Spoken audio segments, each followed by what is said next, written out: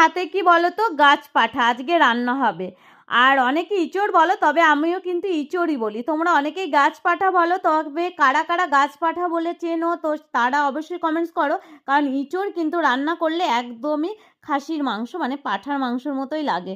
তবে কেমন করে লাগবে সেটাই কিন্তু সুন্দর একটা রেসিপি শেয়ার করছি। আলুগুলো প্রথমে কেটে নিচ্ছি, ভেজে নিলাম। আর ইঁচড়টাও কিন্তু আমি বয়েল করব না, ভেজে নিয়েছি। আর চিংড়িটাও ভেজে নিলাম। বয়েল করে নিলে একটু পানসে হয়। তেল গরম করে তেলের উপরে দিয়ে দিচ্ছি জিরে, শুকনো লঙ্কা, তেজপাতা, তারপরে পেঁয়াজ, কাঁচা লঙ্কা ভাজা ভাজা হয়ে গেলে রসুন বাটা, আদা বাটা, টমেটো, শুকনো লঙ্কার গুঁড়ো, জিরের গুঁড়ো, ধনিয়া গুঁড়ো, একটু গোলমরিচের গুঁড়ো আর একটু মিট মশলা দিতে পারো। আর যদি মিষ্টি খাও তবে অল্প একটু চিনি দিতে পারো। তারপরে চিংড়ি মাছটা দিয়ে সুন্দর করে ম্যারিনেট করে নিচ্ছি। তারপরে পরিমাণ মতো জল দিয়ে দিতে হবে। আর এটা কিন্তু সত্যি একদম খাসির মাংসর